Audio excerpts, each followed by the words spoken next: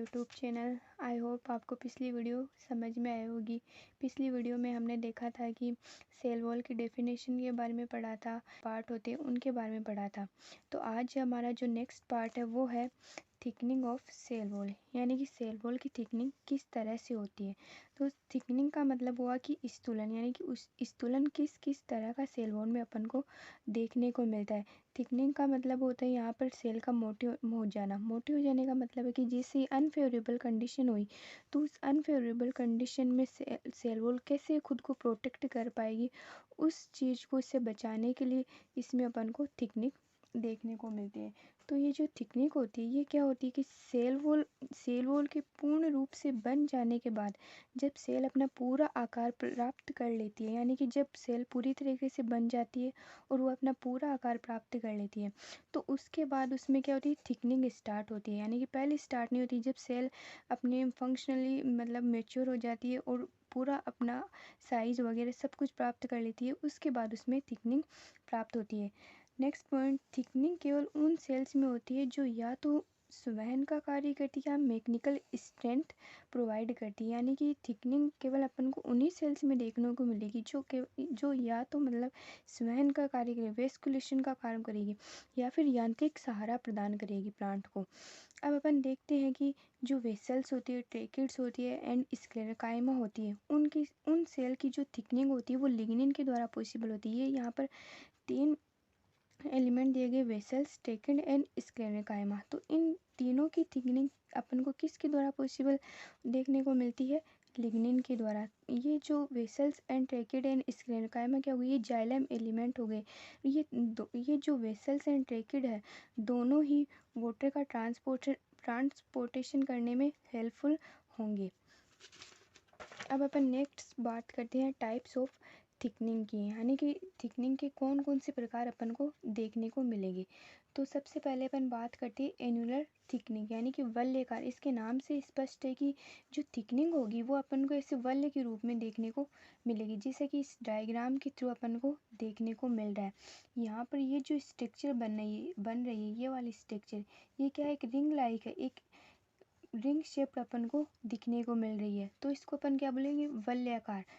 अब इसमें अपन देखते हैं कि लिग्निन एनुलर के रूप में जमा होती है एंड सेल वॉल की इनर सरफेस पर लिग्निन राउंड घेरे के रूप में जमा होती है। यानी कि जो सेल वॉल की इनर सरफेस होती है, अंदर का जो एरिया होती है, उसके अंदर लिग्निन क्या होती है, वलय के रूप में जमा हो जाती है। और इस तरह की लिग्निन को अपन क्या बोलते हैं, एनुलर थिकनिंग। यहाँ तक क्लियर है। अब अपन दूसरा पॉइंट लेते हैं, स्पाइरल थिकनिंग। अब अपन को इसके नाम से स्पष्ट है कि स्पाइरल यानी सर्पिल, यानी कि ये जो थिकनिंग है वो सर्पिलाकार फॉर्म में ऐसे इस फॉर्म में अपन को देखने को मिलेगी। यहाँ ये डायग्राम में आप देख सकते हैं, ये जो थिकनिंग है अपन को इस फॉर्म में देखने को मिलेगी। तो अपन नेक्स्ट पॉइंट देखते हैं कि लिग्निन की थिकनिंग एक स्पाइरल रूप में भी पाई जाती है, जिससे प्रोटोजाइलम की वेसल्स एंड ट्रेकिड्स में इस टाइप की थिकनिंग पाई जाती है। इसका एग्जांपल अपन यहाँ देख सकते हैं कि जो प्रोटोजाइलम होता है उसकी वेसल्स एंड ट्रेकिड्स होती है, उसमें अपन को इस टाइप की थिकनिंग प्रेजेंट होती है। अब नेक्स्ट पॉइंट थर्ड, स्क्लेरिफॉर्म थिकनिंग, यानी कि सीढ़ीनुमा स्क्लेरिफॉर्म स्केलेटर लाइक थिकनिंग। लिग्निन का स्टोन एक पट्टियों के रूप में होता है, अतः इस टाइप की थिकनिंग स्क्लेरिफॉर्म थिकनिंग कहलाती है। यानी कि ये आपको इस डायग्राम में देखने को मिल रहा है कि ये स्केलेटर लाइक स्ट्रक्चर शो हो रही है, यानी कि पट्टियों के रूप में अपन को देखने को मिले, एक लेयर यहाँ पर, दूसरी यहाँ पर, एक दूसरे से इस तरह से अपन को इस डायग्राम में समझ आ रहा है। तो इस प्रकार की जब थिकनिंग हमें देखने को मिलेगी तो उसको क्या बोल देंगे, स्क्लेरिफॉर्म थिकनिंग। ठीक है। अब अपन बात करते हैं रेटिकुलेट थिकनिंग। रेटिकुलेट यानी कि ये जाल लाइक नेट लाइक स्ट्रक्चर होगी, एक दूसरे से इस तरह से कनेक्ट होगी। ये वाली thickening hard net like structure show करेगी। इस डायग्राम में भी अपन इसको समझ सकते हैं। अपन को ये डायग्राम में दिख रहा है कि ये नेट का फॉर्मेशन करेगी, एक नेट लाइक स्ट्रक्चर का फॉर्म करेगी, तो इसको अपन क्या बोलेंगे, रेटिकुलेट थिकनिंग। अब नेक्स्ट पॉइंट की अपन बात करते हैं कि इस टाइप की थिकनिंग में लिग्निन की जो पट्टियाँ होती है वो आड़ी तिरछी होकर एक दूसरे से जुड़ी हुई दिखाई देती है और जाल के समान संरचना बनाती है, मतलब कि आड़ी तिरछी हुई दिखाई देगी और नेट लाइक स्ट्रक्चर बनाएगी। अब अपन बात करते हैं पिटेट थिकनिक। पिटेट यानी पिट के फॉर्म में यह थिकनिक रेटिकुलेट का संघनित रूप है। रेटिकुलेट का जो संघनित रूप है उसे अपन क्या बोलेंगे, पिटेट थिकनिक। एंड पिटेट भित्ति पर लिग्निन लगभग एक समान डिपॉजिट हो जाती है, मतलब एक समान एक रूप में ये अपन को यहाँ पर जमा हो जाती है। अब अपन बात करते हैं कि जो कई स्थान होते हैं उसमें वो खाली रह जाते हैं, उसे ही अपन क्या बोलते हैं, पिट बोलते हैं। यानी कि जो ये अपन ने ये जो पहले इससे पहले वाला ये पढ़ा था ना रेटिकुलेट, तो रेटिकुलेट में कुछ ऐसे स्थान खाली रह जाते हैं जिसको अपन पिट के रूप में देखते हैं, और इसी पिट को अपन बोल देंगे कि ये पिटेट थिकनिंग का रूप हमें यहाँ पर शो होगा। अतः इस टाइप की थिकनिंग को क्या बोलेंगे, पिटेट थिकनिंग बोलेंगे। अब अपन ने यहाँ पर पिटेट थिकनिंग के बारे में देख लिया कि ये किस तरह से अपन को शो होगी। अब अपन देखते हैं कि there are a 2 types of pitted thickening, यानी कि जो पिटेट थिकनिंग होती है इसके 2 प्रकार होते हैं। एक तो अपन को देखने को मिल गया सिंपल पिट, एंड सेकेंड अपन को देखने को मिल गया बॉर्डर पिट। अब सिंपल पिट में अपन क्या देखते हैं कि इस डायग्राम के थ्रू अपन ये देखने इसकी जो स्ट्रक्चर होती है वो इस तरह से अपन को कुछ इस तरह से देखने को मिलती है, जिसमें ये वाली जो स्ट्रक्चर होती है वो कहलाती है पिट मेम्ब्रेन। और इस पिट मेम्ब्रेन की ये जस्ट ये वाली जो स्ट्रक्चर अपन को दिखने को मिल रही है उसको क्या बोलेंगे, पिट केविटी बोलेंगे।